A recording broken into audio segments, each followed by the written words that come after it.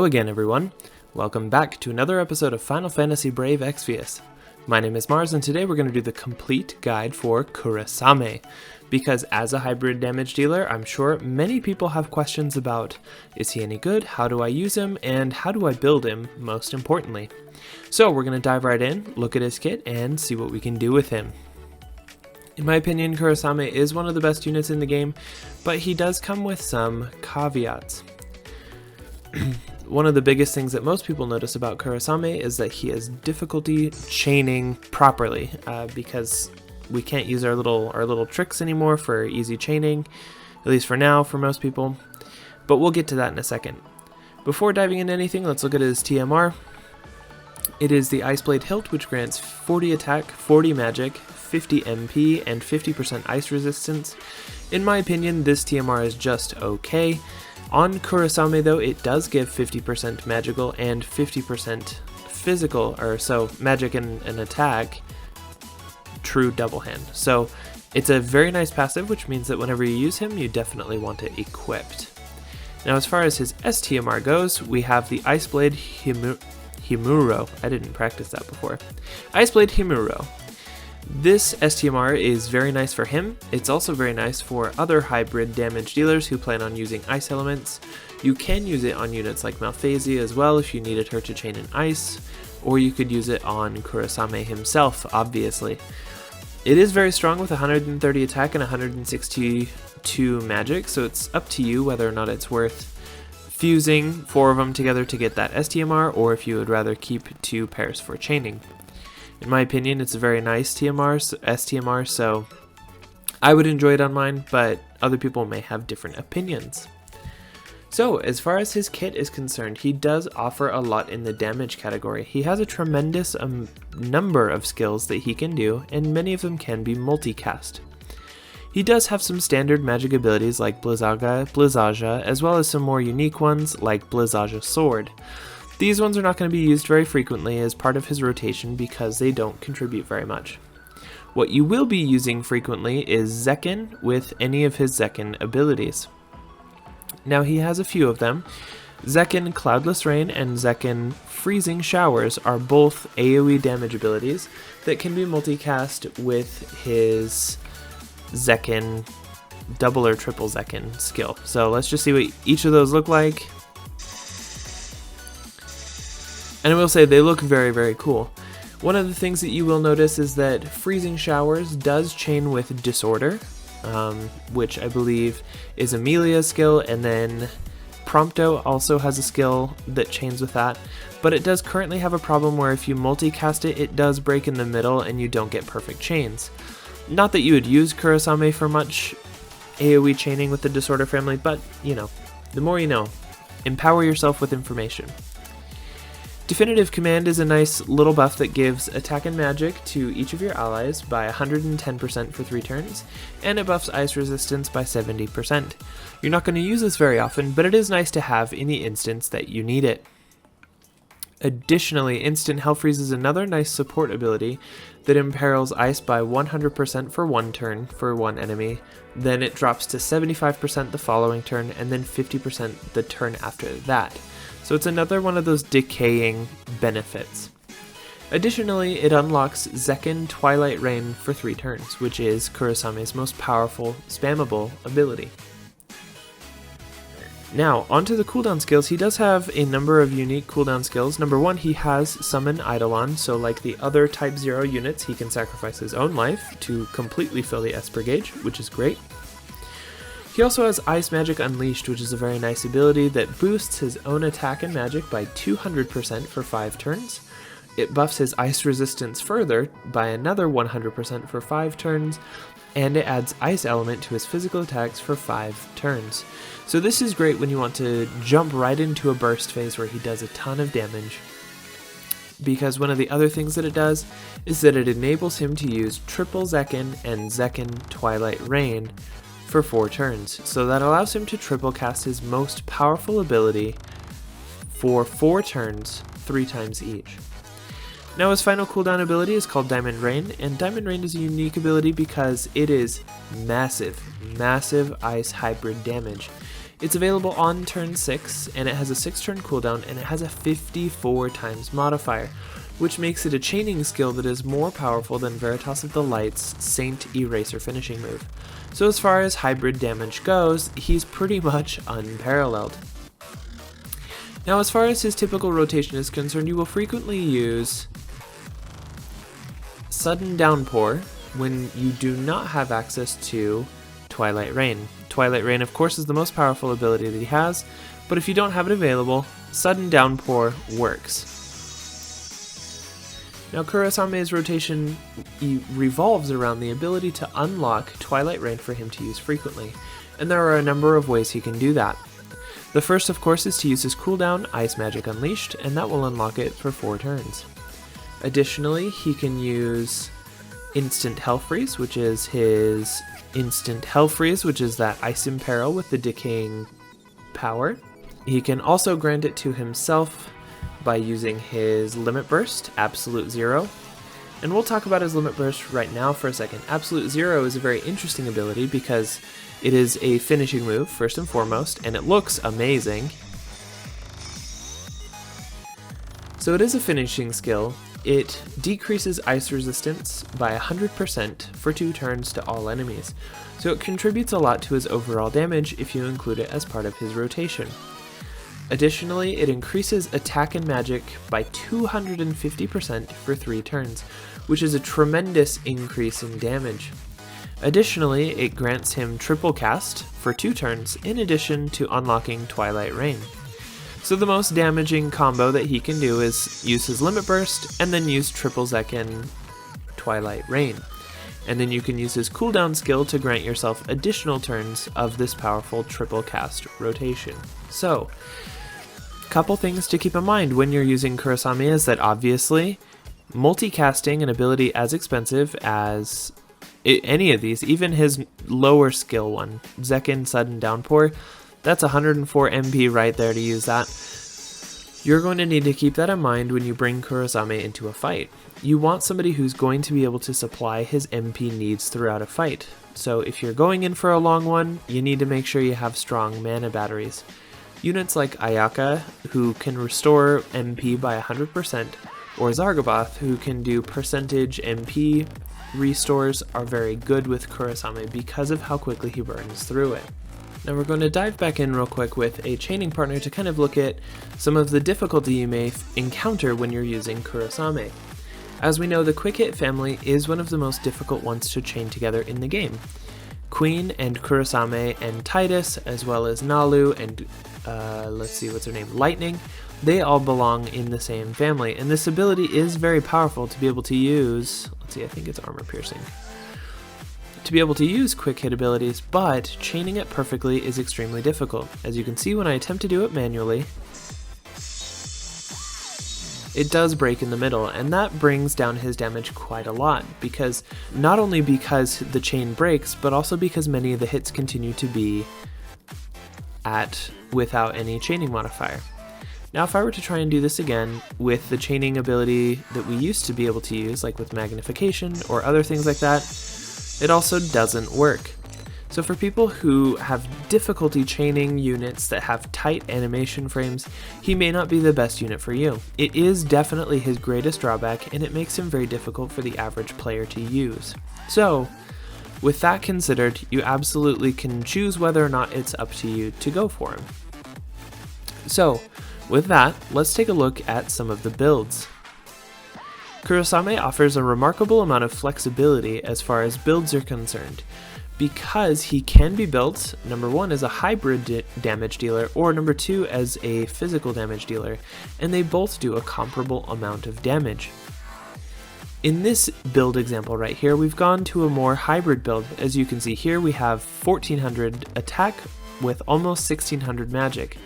This sort of build will get you a ton of damage and benefits from both attack and magic stats, and this will perform very well against the average enemy.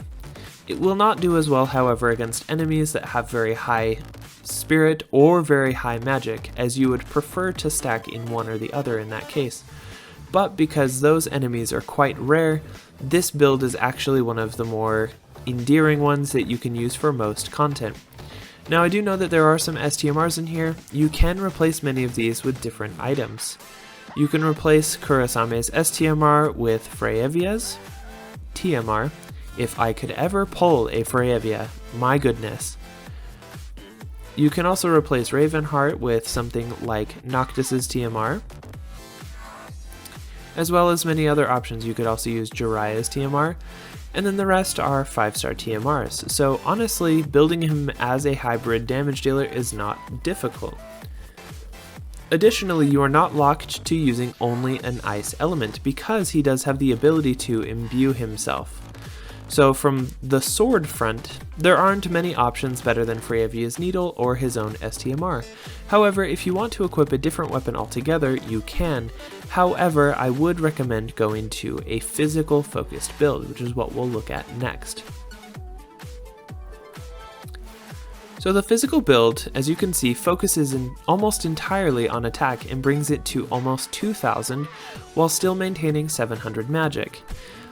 The reason that Kurasame is unique as a hybrid damage dealer is because he's one of the few that can actually equip greatswords, or katanas, or other types of swords besides just plain old swords.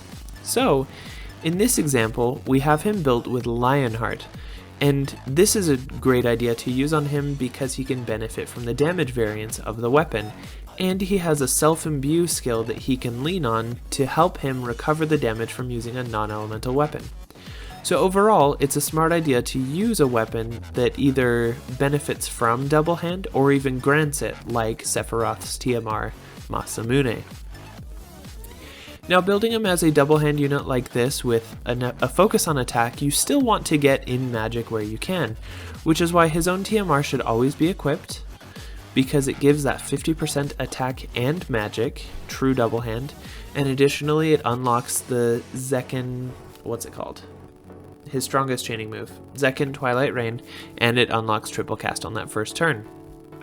From there on out, you can build him almost like any other true double hand damage dealer, which means that you can do Buster Style, Swift Hunter, Adventurer 5, Large Sword Mastery, and pretty much anything else that you have, which means that as far as hybrid damage dealers are concerned, he's actually very easy to gear compared to ones like Veritas of the Light.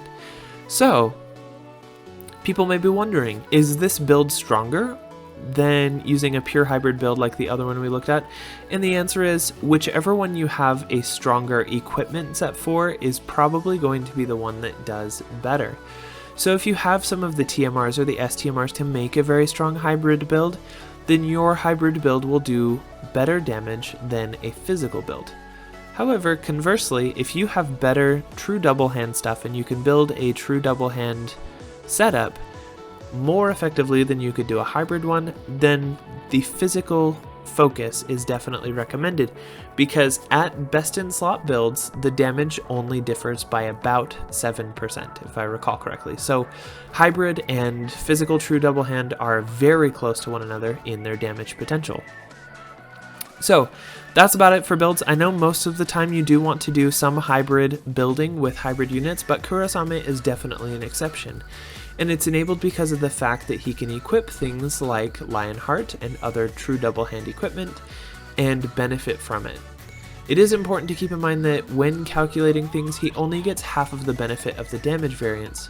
So if you look at Lionheart, it does grant, for physical damage dealers, let's look at it exactly so that I don't say it wrong. It gives 100% to 160% damage variance, which means that the range actually shrinks to 100% to 30% because it only affects the physical half of the damage. Now, the physical half is skewed upward, so it's more than just 130% total, but it is not as effective as if it were equipped by an actual physical damage dealer. So it's a good option, but do keep in mind that you're not getting the full benefit of damage variance, which is why it's not a breakaway winner in the same way that it would be on another unit. So with builds covered, let's take a quick look and let's talk about it. Because a lot of people are probably wondering, well, is Kurasame worth it for me? In my opinion, he is only worth it to people who are able to chain him. or who really like this limit burst. If you like this limit burst, then get him, because my goodness, it's so pretty. His main drawback is that his most powerful skill is a chaining move that is difficult for almost everybody in the game to chain. So if you have a macro, or you can still do magnification chaining, or you have some way that you're able to make that work, then I think that he's a very strong investment, because he has many excellent chaining partners. He can do more damage than CG Hyo by quite a significant margin, I might add. And he's just an excellent unit all around, and he looks very cool, and his limit burst is awesome, and all these other things. But if you can't chain him consistently, like me, it's a little bit of a hard sell, because that reduced damage from breaking the chain in the middle and then having no chain modifier, it really sucks. You may wish to pull on him, banking on perhaps one day we may be able to chain with him. I'm not the type to make bets like that, so, you know, I play with what I have, and for now, for me, I definitely see him as a fun unit to use, but I do see in the long term that his bad chaining could be a problem. Additionally, you guys know my rule. If you like a unit, pull for a unit. Go for the units that you enjoy playing with in the game, because you can make it work. All units are viable to some degree, some with much greater degree than others. Obviously, a Beguile is not going to do anything for you, but all of the 5-star units in the game, they have a potential, they have abilities that you can make use of, and so, in my opinion, if you like a unit, you can make it work. You just may be playing an uphill battle. The uphill battle with Kurasame is that crappy chaining. It does so much damage though. For comparison, Zekken Twilight Rain, his most powerful, I guess, quasi on-demand, the one that he can spam and triple cast the chaining move, it's a 24 times damage modifier. Now if you compare that to a unit like Veritas of the Light, hers is 8.5. So it's almost tripled as powerful, like 3 times as powerful as Veritas of the Lights, when you're just comparing the modifiers, and he can triple cast it. So yeah. It's pretty amazing. So overall, I think he's a very interesting unit. I think he is a lot of fun to play with. I love his kit. I love the way that he looks. I am pretty bummed about the broken chaining though, like I won't lie. Having magnification chaining fixed, I guess is what they would call it. It's a huge bummer for me, because you guys saw my videos before this. It was something that I used very frequently, and it enabled me to use any units in the game, and I could use as many of them and chain all of them together perfectly. And why this isn't just a feature that you can do in the game, that you can just chain up units with ease, I don't really know. Some could say that it's like well, if you get a skill shot, you get the benefit of, more damage, but I think it's a load of BS personally. So, bottom line is he worth it? He's not worth it from a TMR perspective. He's not worth it from an STMR perspective. He is worth it from a I want it, so I will pull for him perspective, and he is worth it for people who are able to chain him properly. If you're able to get those spark chains, then he's worth it for sure, because his damage is amazing, he's quite easy to build, and he has many chaining partners. So, if you can make him chain, then there are virtually no drawbacks. Because, he's not even locked to ice like Freyvia is. Like, Freyvia doesn't have a choice. She has to chain ice. Kurasame's kit just favors ice, but he doesn't innately use ice on Zekken Twilight Rain. So you could even equip him with a Fire Greatsword or a Thunder Greatsword, and you could go take out Omega with Kurasame, like, no problem. And that sort of flexibility is something that's difficult to find in a unit, because most units have passives linked to a particular weapon type. Like, Hyo takes a big hit in the damage department when he doesn't have a greatsword equipped. He can equip other weapons, but most of the time you're not going to.